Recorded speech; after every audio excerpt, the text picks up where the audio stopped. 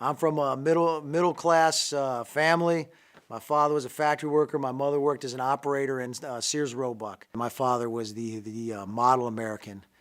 He worked in a factory his whole life. The only time he left that factory was to go fight in the Korean War.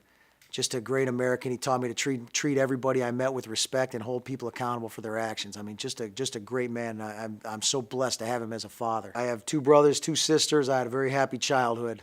I grew up in a very middle-class immigrant neighborhood. Every one of the families had a lot of kids. So we could always play a good 9-on-9 baseball game down at the lot at the end of the street, or we could play a good 11-on-11 football game on any given day. Growing up's been it's a happy memory for me.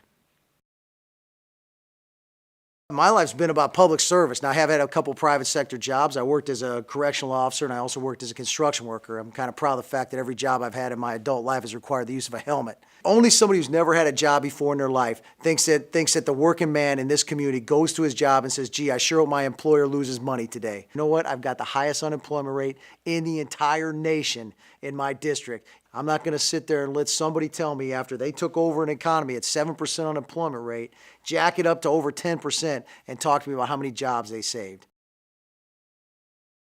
When I was in the Marine Corps and I wanted to learn how to call artillery, I didn't go find a nuclear physics professor and have him teach me about trajectories and parabolas. I went to an artilleryman and I had him teach me how to fire artillery. Same thing right now. If you want to fix the economy, you don't go talk to a Keynesian economics yo-yo like the ones they're talking to, because it isn't working. You talk to a businessman. How do you grow business? And you listen to them. We have all these theories that sound great in the corner of Starbucks, but when you try and use them on a nation, they just don't work. I think it's amazing that China is moving towards capitalism and we're moving towards socialism. Their economy is growing and ours is shrinking. Our economic power is tied to our freedom. And it's time the president started realizing that and stop destroying our economy. I don't care how much you think Karl Marx is a good guy. You need to figure out what's the right way to run this country. And it's free market. It's economic opportunity, economic freedom. Let's look at our politics right now. We're getting everything off a teleprompter. We're getting fed speeches. I watch both parties do this. We're getting canned speeches. I want to know what you believe. I want somebody to tell me what they believe in. Tell you what, if somebody's standing in front of me talking from a teleprompter, first thing I'm thinking is you don't even believe it. So why the heck am I going to follow you? I want to know what's in your heart. That's what I want to know. I got skin in the game, and you're not going to take that liberty from me or my fellow American. I'm tired of cowardice and leadership. I'm sick and tired of it. If you would stand up and applaud while a foreign leader of a foreign nation is standing in our hall of Congress and bad-mouthing our country, you would stand up and applaud that? You're a damn disgrace. You have no business leading in this country. Absolutely none. So yeah, I'm running against this guy, but there's a whole lot more that need to be cleaned out of that place. It's like a sewer. The other side had no good ideas. Really? I remember a locked door. I remember America every day looking at a locked door that not only was the other side not allowed in, but nor was the media, nor were the American people. The American people were locked out of that debate. And then come to me and say there were no good ideas? I'll tell you what, as a Marine, I've knocked a few doors down in my time. I'll knock them down in the Capitol building. Absolutely. America loves a train wreck. There'll be one up there. They try locking that door on me. Harry Reid said the war is lost. John Kerry said wrong war, wrong time, wrong place. While these liberals were lining up to surrender to an enemy that has never defeated us once on a battlefield. They do not have one single military victory they can point to. But these liberal senators were lining up to surrender to them. Then along came General Petraeus.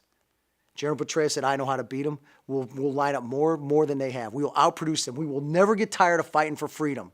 When they say this baloney that the enemy's unafraid to die, that is the biggest bunch of garbage I've ever seen. They're very afraid to die. Trust me, I command an M1A1 main battle tank over there. I didn't see anybody lining up to get run over by it. They're scared of it. They're scared of power. American exceptionalism. We will never get tired of fighting. We did that. They said wrong war, wrong time, wrong place. They packed up their stuff and they went home. They got tired of fighting us. I love Americans. I tell you, I love the American people. You know, since I've been campaigning, this is the most amazing thing, is you meet some of the most just incredible people while you're campaigning. Every room you end up in a campaign, it's full of people who love their country. And I loved my country before, but campaigning for office, I tell you what, I sure grew to realize just how many exceptional Americans are everywhere you go.